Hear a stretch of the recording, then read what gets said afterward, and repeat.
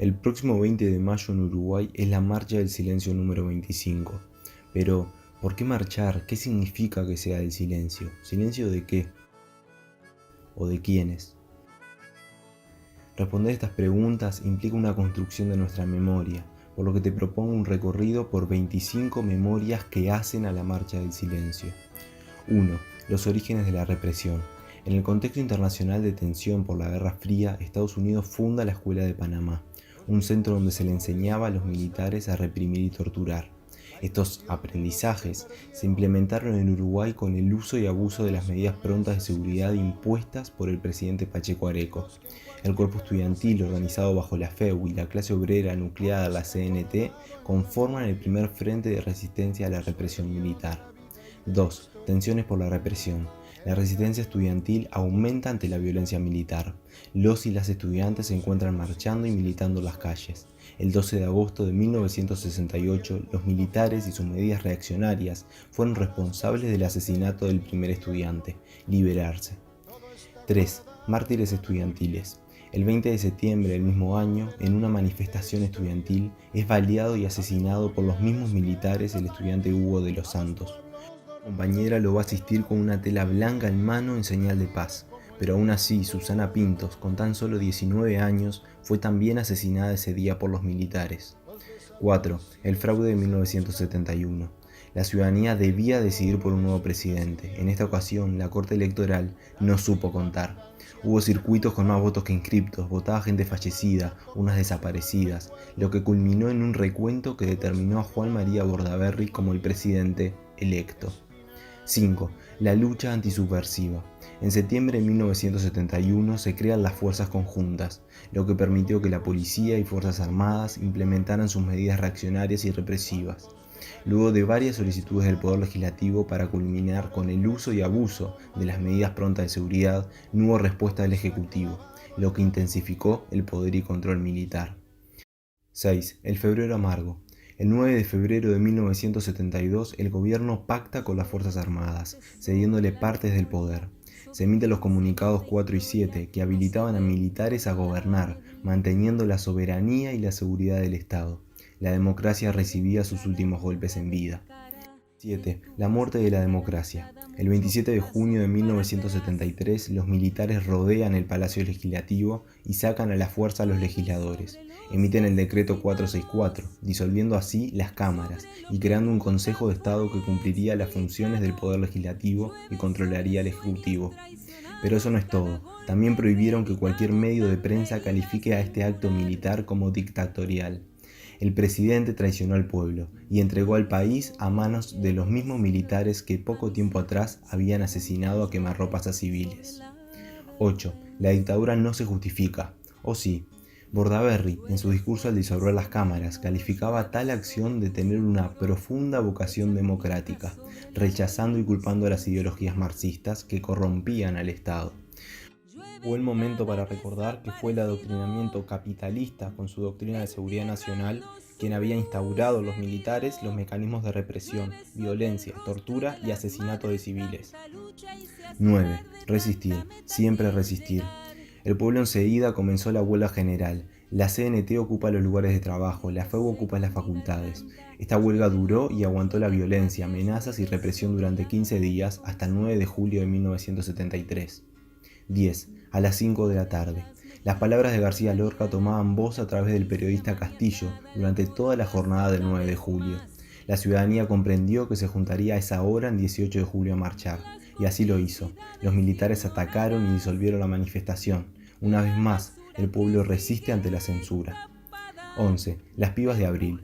En la madrugada del 21 de abril de 1974 fueron asesinadas por más de 40 balazos las militantes Diana Maidanek, Laura Raggio y Silvia Reyes. El terrorismo de Estado seguía llevándose las vidas de civiles en manos de militares. 12. Transformaciones en la militancia. El pueblo comienza a convocarse a manifestaciones relámpago para los 1 de mayo de 1974 y de 1975. Estas fueron brutalmente disueltas. La resistencia popular aún así continuaba, en el boca a boca, en las reuniones clandestinas, en la complicidad de las miradas. 13. El teatro militante. La institución teatral El Galpón resiste y proyecta su compromiso político y su postura contra el régimen dictatorial en sus textos, escenografía y repertorio. Finalmente, en mayo de 1976, es clausurado y censurado por la dictadura cívico-militar. La censura cultural también fue para artistas musicales, escritores y escritoras. Comenzaron los primeros exilios. 14. El 20 de mayo. Fue ese día, en 1976, cuando los militares secuestraron y asesinaron a Selmar Michelini, Héctor Gutiérrez Ruiz, Rosario Barredo y William Whitelaw, como parte del Plan Cóndor. En Argentina, es secuestrado y desaparecido el uruguayo Manuel Liberov.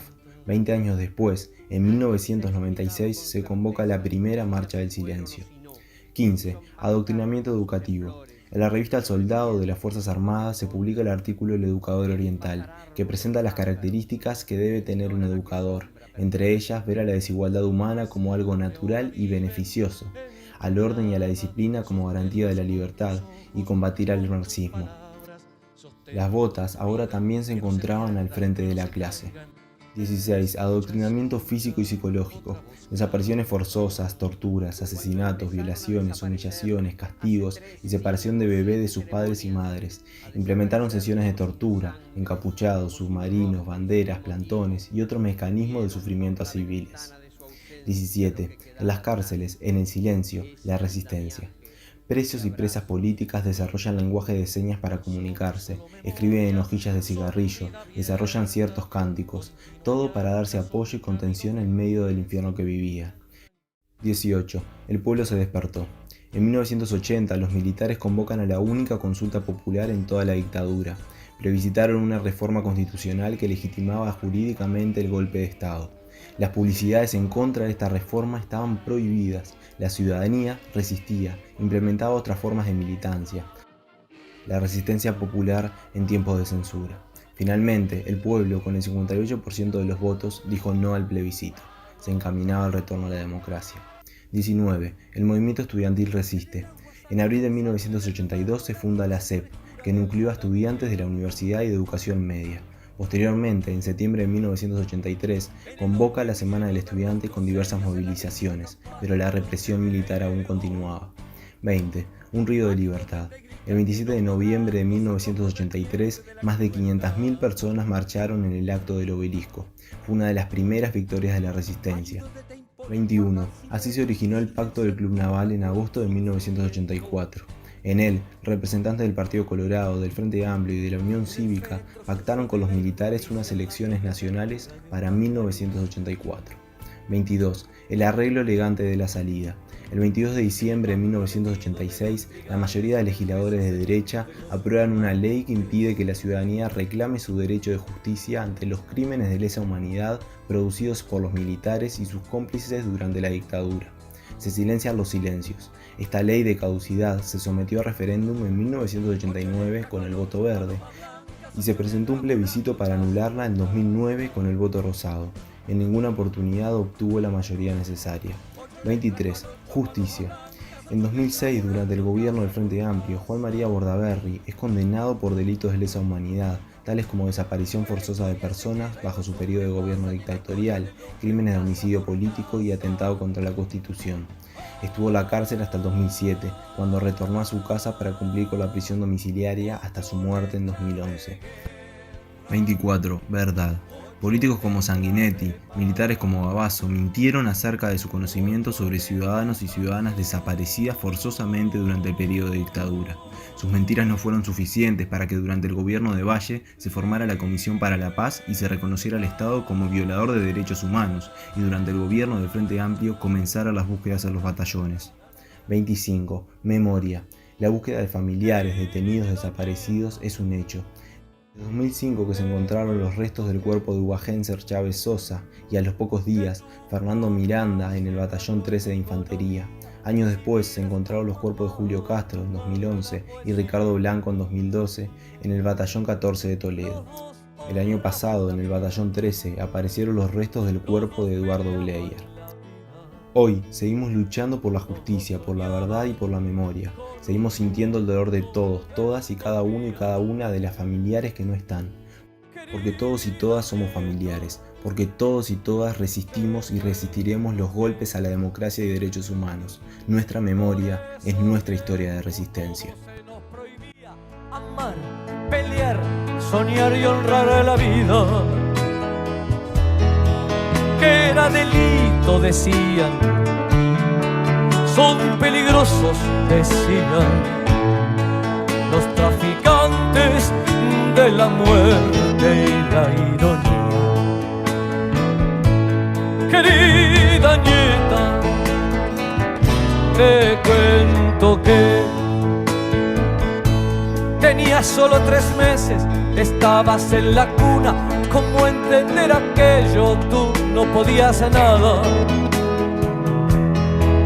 Tu madre fue asesinada, tu padre fue asesinado. Los asesinos te llevaron secuestrada. Querida nieta, te cuento que